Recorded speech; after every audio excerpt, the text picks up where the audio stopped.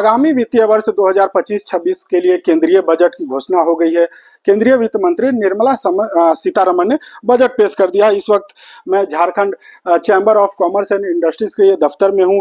चूंकि किसी भी राज्य या देश की अगर बात करें तो उसकी इकोनॉमी को डेवलप करने की या बूस्ट अप करने की जिम्मेवारी कहीं ना कहीं व्यवसायी वर्ग के ऊपर होती है। इस वक्त मैं इसी Jharkhand chamber of commerce and industries के दफ्तर में हूँ और हमारे साथ महासचिव हैं आदित्य मल्होत्रा जी, झारखंड के एक बड़े नामचीन व्यवसायी हैं। सर, बजट तो पेश हो गया, सीतारमण जी ने बजट पेश कर दिया, आप लोगों से लगातार हम लोग इंटरेक्ट कर रहे थे, कई सुझाव भी आप लोगों ने वित्त मंत्रालय को दिया था, तो क्या लग रहा है कि उन सुझावों पर अमल किया गया है? कैसा रहा बजट?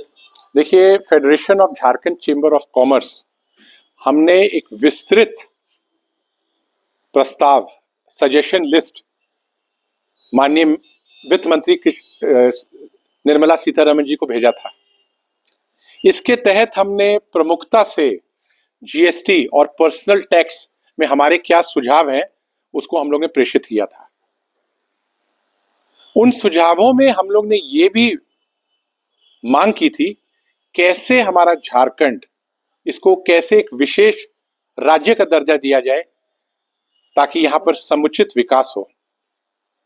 आपको ये बतला दें कि केंद्र सरकार ने खाका जो तैयार किया है विकसित भारत 2047, उसमें पूर्ववर्ती राज्यों को ग्रोथ इंजन के रूप में रखा गया है। कहने का यह तात्पर्य कि अगर 2047 विकसित भारत का सपना पूरा करना है तो पूर्ववर्ती राज्यों को विशेष पैकेज, उन पे विशेष ध्यान देकर ही यह संभव हो पाएगा। पूर्ववर्ती राज्यों में अगर आप देखें प्रमुखता से, तो शायद झारखंड ही एक ऐसा राज्य है जो इस एम्बिशियस प्लान को पूरा कर सकता है। आज हमारे प्रदेश में 40% मिनरल रिजर्व्स हैं। यहां के कामगार अन्य राज्यों में औद्योगिक कार्य के लिए जाते हैं। यहां पर क्रिटिकल मिनरल्स को अगर आप देखें तो uranium, thorium, lead, bauxite, graphite, copper, gold भी है। झारखंड को इस समय जो उपेक्षा थी हमारी, उसके अनुरूप हमें कुछ इस बार बजट में देखने को नहीं मिला। ये बजट अच्छा बजट जरूर है और मध्यम श्रेणी के लिए ये बल्ले बल्ले, लेकिन झारखंड को विशेष जिस तरह का जो बात हुई थी कि जो विकसित भारत का जो सपना पूरा करना है, तो कहीं ना कहीं पूर्ववर्ती राज्यों का विकास नहीं होगा तो ये सपना पूरा नहीं हो सकेगा। और हमारा जो झारखंड है वो इस मंशा को पूरा कर पाने में सबसे सक्षम राज्य होता। सर, झारखंड में चूंकि आपने भी जो कहा कि 40% मिनरल देते हैं, तो झारखंड के साथ अनदेखी क्या, कोई पॉलिटिकल रीजन था? क्या लगता है आप लोगों को, क्या लगता है? देखिए, कारण कुछ भी हो सकते हैं, हम लोग को कुछ और हो सकता है कारण समझ में आ रहा है, और वाकई कुछ और भी हो सकता है। हाँ, डबल इंजन सरकार अगर होती तो निश्चित रूप से कुछ और मिल पाता, लेकिन आपको यह भी समझना होगा कि बिहार को जो पैकेज मिला है, क्योंकि वहां इलेक्शन ईयर है, इसलिए वो पैकेज भी दिया गया है। मतलब बजट वाला पैकेज था इलेक्शन को लेकर के? बिल्कुल। झारखंड की परिप्रेक्ष्य में अगर हम लोग सोचें तो इस बजट में जो अनाउंसमेंट्स हुई हैं, एक अनाउंसमेंट जो मुझे लगता है झारखंड को बेनिफिट कर सकता है वो है न्यूक्लियर पावर को लेकर। यहाँ पर जादूगोड़ा माइंस है जहाँ यूरेनियम की प्रचुर मात्रा में उपलब्धता है। तो इस साल का जो लक्ष्य है 100 गीगावाट्स न्यूक्लियर पावर का, तो मुझे लगता है झारखंड का भी इसमें रोल हो सकता है। दूसरी बात और अच्छी है कि न्यूक्लियर पावर के लिए R&D के मद पे भी इस बार केंद्र सरकार ने बजट में एक भारी भरकम प्रावधान किया है।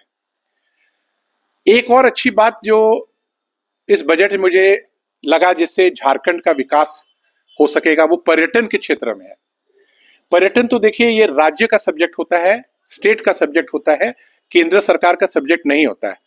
लेकिन बुद्ध सर्किट की जब बात की गई, बुद्ध सर्किट, झारखंड का जो पर्यटन विभाग है वो बुद्ध सर्किट को लेके पहले से ही अग्रसर है, और मुझे लगता है ये बुद्ध सर्किट डेवलप होने से अंतर्राष्ट्रीय जो हमारे सैलानी हैं, जो हमारे पर्यटक हैं, वो झारखंड की तरफ भी कूच करेंगे। अच्छा, आप लोगों ने आयरन और स्टील इंडस्ट्री एक नया उद्योग यहाँ पे लग सके, इसके लिए भी राय सलाह दिया था? हमने जो प्रस्ताव जो भेजा केंद्र सरकार को, उसमें हमने कहा था कि झारखंड में एक और स्टील प्लांट का निर्माण होना चाहिए और उसके लिए चतरा एक जगह है जहां पर 3000 एकड़ भूमि की आवश्यकता है और 1700 एकड़ उसमें ऑलरेडी चिन्हित है। दूसरी हमारी मांग ये भी गई थी कि हमारे राज्य में डिफेंस और रेलवे के बड़े संयंत्र लगे। एक स्टील प्लांट भी अगर लगता है तो उसके साथ हजारों एंसिलरी इंडस्ट्रीज आती है, यहाँ के लोगों को रोजगार मिलता है और यहाँ का जो पैसा आज अन्य प्रदेशों में चला जाता है क्योंकि यहाँ के जो मिनरल्स हैं वो दूसरे राज्यों में एक्सपोर्ट होते हैं। एक हमारी मांग ये भी गई थी कि झारखंड को कैसे हम लोग एक मैन्युफैक्चरिंग हब के रूप में लाएं, जिससे यहीं हमारे राज्य में ही सारे फिनिश गुड्स का निर्माण हो। आज हमारे जो मिनरल्स अन्य राज्य में जाते हैं और वहां पर फिनिश गुड्स होता है तो कहीं ना कहीं हमें भारी राजस्व और वैल्यू एडिशन का फायदा नहीं मिल पाता है।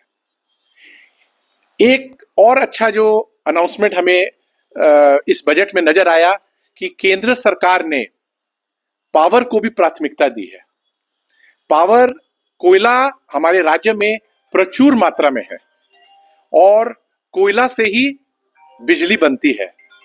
क्यों नहीं झारखंड से हम लोग कोयला बाहर भेजने के बजाय यहां से हम लोग बिजली निर्माण करके भेजें।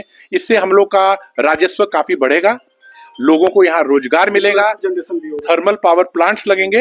अच्छा मल्होत्रा साहब, एक तो खैर राजनीति सवाल है, 1,36,000 करोड़ बकाये की बात होती है राजनीतिक दलों के द्वारा। काजर के वो पैसे अगर मिल जाते तो हमें कुछ नहीं चाहिए, हमारा ऐसे ही विकास हो जाता है। क्या लगता है व्यवसायियों के लिए दृष्टिकोण से? आपने सही कहा, कोई भी पैसा अगर प्रदेश में आता है तो निश्चित रूप से डेवलपमेंट होता है, विकास कार्य आगे बढ़ते हैं।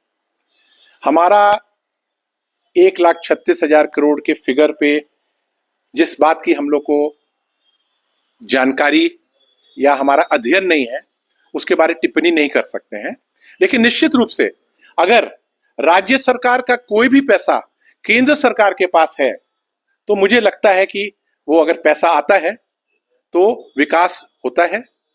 और एक और बात हमें कहनी थी, हमारे पड़ोसी राज्य को अगर आप देखते हैं उड़ीसा को, उससे उनके पास जो मिनरल रिजर्व है वो हमारे झारखंड से कहीं कम है, लेकिन जीएसटी और रॉयल्टी के मद पे उनको करीब 50,000 करोड़ रुपया सालाना आता है और हमारे झारखंड को सिर्फ 10,000। तो कहीं ना कहीं हमारे राज्य के साथ अन्याय हो रहा है, कहीं ना कहीं हमारे पास जो हमारी प्रचुर संपदा है उसका उपयोग नहीं हो रहा है। कहीं ना कहीं हमारे राज्य के शीर्ष और हमारे देश के शीर्ष को ये सोचना होगा कि झारखंड को अगर विकास की पंक्ति में अग्रसर करना है तो झारखंड में जो पोटेंशियल है इसका इस्तेमाल किया जाए, और झारखंड का पोटेंशियल इस्तेमाल अगर होगा तो निश्चित रूप से हमारा पूरा देश दुनिया में परचम लहराएगा। ऐसा हमारा federation of chamber of commerce का मानना है।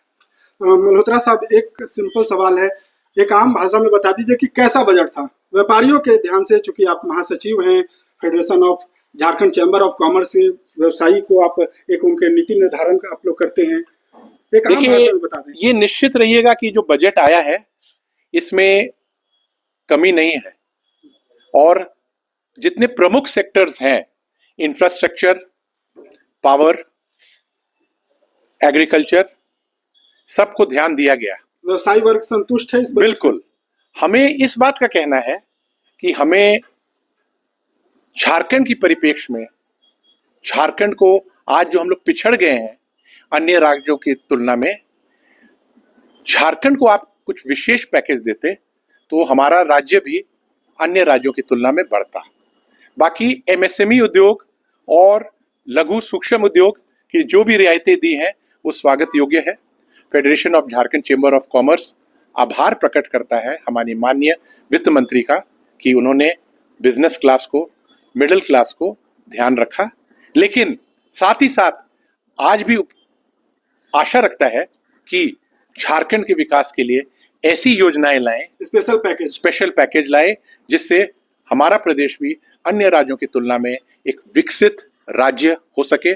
विकसित भारत तभी पूरा होता है जब हर राज्य विकसित होता है। बिल्कुल, देखिए ये हमारे साथ थे federation of Jharkhand chamber of commerce and industries के महासचिव आदित्य मल्होत्रा जी। इन्होंने साफ कहा कि जो बजट है ये समुतलित बजट है, लेकिन झारखंड के विकास को या झारखंड के परिप्रेक्ष्य में देखें तो एक स्पेशल जो बजट होना चाहिए था, एक पैकेज होना चाहिए था, उसके लिए कहीं ना कहीं आशा रखी जा रही थी और ये उम्मीद की जा रही है कि अगर भविष्य में भी कोई बजट बने तो झारखंड के विकास को लेकर के एक स्पेशल पैकेज जरूर होना चाहिए। क्योंकि झारखंड पूरे देश की अगर बात करें तो 40% जो खनिज है यानी मिनरल्स है वो झारखंड से जाता है, तो स्वाभाविक है कि सर्वाधिक खनिज ये राज्य देता है, तो झारखंड को स्पेशल पैकेज मिलना चाहिए था। ये उम्मीदें थी, हालांकि वो उम्मीद पूरी नहीं हुई, लेकिन बाकी federation of chamber of commerce and industries के जो महासचिव है उन्होंने कहा कि बजट संतुलित है। एक तरह से इन्होंने ना उसकी निंदा की है, नहीं प्रस्ताव किया, यानी एक तरह से कहें कि ओवरऑल कहा कि बजट सही, हालांकि झारखंड को इससे काफी और उम्मीदें थी। TV9 के लिए रांची से मैं अशोक कुमार।